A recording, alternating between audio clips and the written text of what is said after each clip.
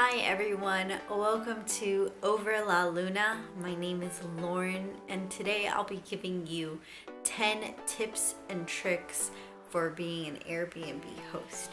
I have my laptop in front of me, I'm sorry, but there's just so much good information and I don't want to forget anything. So let's see if we can quickly get through this. I apologize in advance if it's a bit long. Tip number 1 is to take great photos. Airbnb offers a service in which local photographers can go ahead and take those photos for you.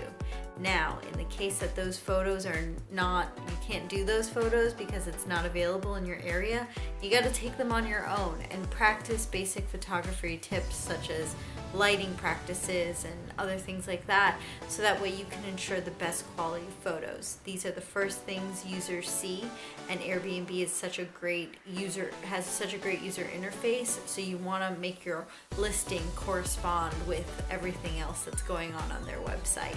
Tip number 2, clean, clean, clean. I can't emphasize this enough.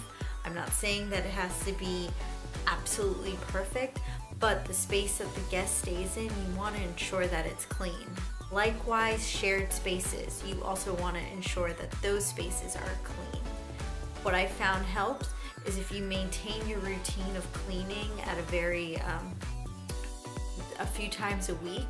Whenever you have your guests coming, it doesn't seem like such a chore to get the place ready for guests to stay, and it's not as overwhelming. Also, allot yourself some time, maybe a day or two between listings, to ensure that you have the listing ready for that guest and you're not scrambling and not giving your best to your listing. Tip number 3, and I suggest in the beginning to start more affordable than you anticipated to become. That way you can gain the time to get reviews and get people staying, giving you good feedback and really getting the handle on Airbnb, because it is a learning process. And once you have, say, maybe 10 positive reviews, then reassess what you think your listing stands as and go ahead and move it to that price, or gradually move it to that price with increasing positive reviews. Tip number 4, keeping your calendar up to date. I say this from personal experience because when somebody messages you and you realize that you might have forgot to update your calendar, it makes me feel bad, at least, to decline somebody. And then also, when you decline somebody, they might be less likely to request you in the future because they've already been declined before. So if you keep your calendar up to date, you wouldn't have those unnecessary interactions, and it'll just keep everything in good standing. And from a time management perspective, you want to save yourself as much time as you can. This is your little side business, and all those extra emails, you don't need to be doing that. Just take the few seconds it takes to update your calendar.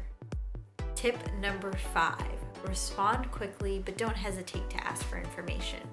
What I mean by this is I'm not saying you have to give a yes or no immediately as soon as you get a request, but at least go ahead and take some steps to ask some leading questions like, what are you coming into town for? Or is there anything I can do to assist you with your stay here, or anything you want to see, for instance, like museums? And this allows you to get to know the guest without prying too much into their personal details. Feel free to also, if you don't see that they have a verified profile, ask them to go ahead and get the verification process done. See if they have reviews, and see if they're connected to any social media or any external interactions with Airbnb. So that way you kind of get a feel for it. Use this combination of following up with questions and checking on their profile and asking about that to make your decision. So that way you can quickly say yes, no, and get that over with once you fully understand the situation. Tip number 6, emulate like a hotel, but have some personal touches to it. So what I mean by emulating like a hotel, make sure you provide everything that the guest could want. For instance, like toothpaste and shampoo and conditioner. No guest wants to have to travel with those things, so be sure to provide that for them. Take that extra step. Even if it costs you $2 extra per listing, you can tack that on, the $2 into the listing or you can just provide it without tacking that on. But taking that step makes your place memorable and more easy for the person to stay there and want to be a guest there. Now, in terms of some personal touches, you can provide some snacks and a drink when they arrive. I always have water and say granola bars or a bag of chips or something waiting for the guests, because when guests arrive, they're hungry, they're tired, they just need to get going, or they need to relax, something. So I provide that for them. And then also I include a guest book, because like a bed and breakfast, I want to hear some feedback, I want to hear some stories, and the guest book really allows for that. And I've had such memorable and great stories that have come from reading my guest book after their stay. Number 7, don't hide anything from the guest. And I mean that in the sense that they should be completely aware of what they're going to receive. For instance, we have Luna. She's our life. I can't do anything without her. I always make sure to write about her in our messages to each other. She's included in the listing, in the description, and I even went so far as to include a picture of her, so that way when they're scrolling through photos, they definitely don't miss her cute little face. And some people don't like cats, and I want them to know about that before, so that way we don't have any confusion. Likewise, aside from pets, if you're not going to provide things like, say, little toiletries here and there, let them know so that way they can go ahead and bring it. You don't want them to be underprepared and then have to worry about getting all those things and some confusion afterwards. Tip number 8. Think about what you want and be prepared to understand your limitations. What I mean by this is, with Airbnb comes the experience of what I like to call a roommate or a guest.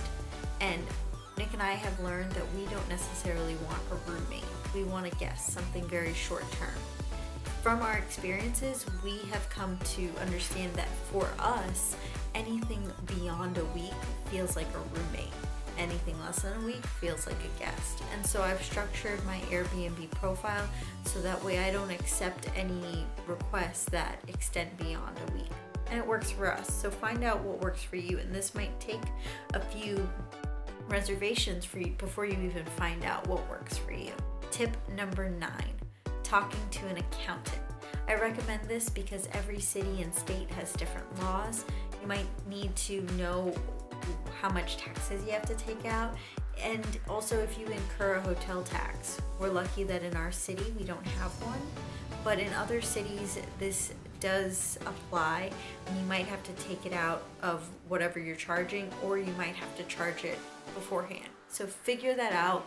You can do some due diligence on your end and do, a simple Google search to figure that out, but also talk to an accountant so that way you're aware before you have to pay your taxes what income and all the financial portions of it. That's something, it's very important. You don't want to end up losing money on something like this. So take that time to reach out and get your taxes done and assessed.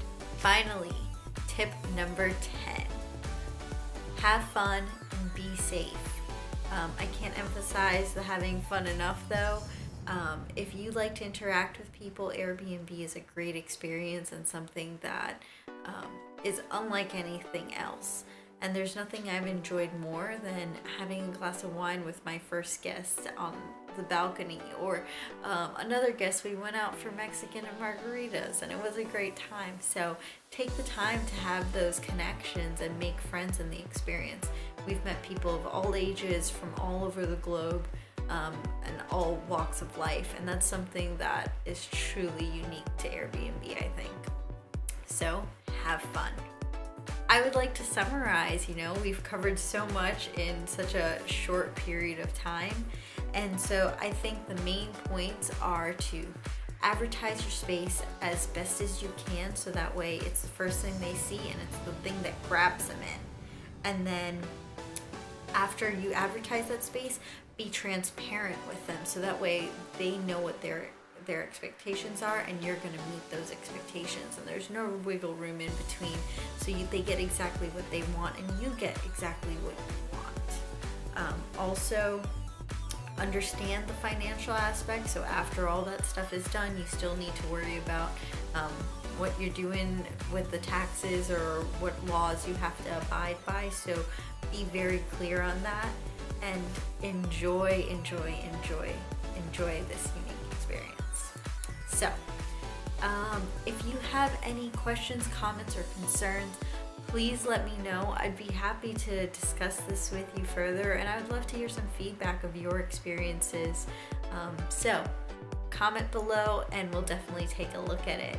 And until then, see you next time here from Over La Luna. Bye.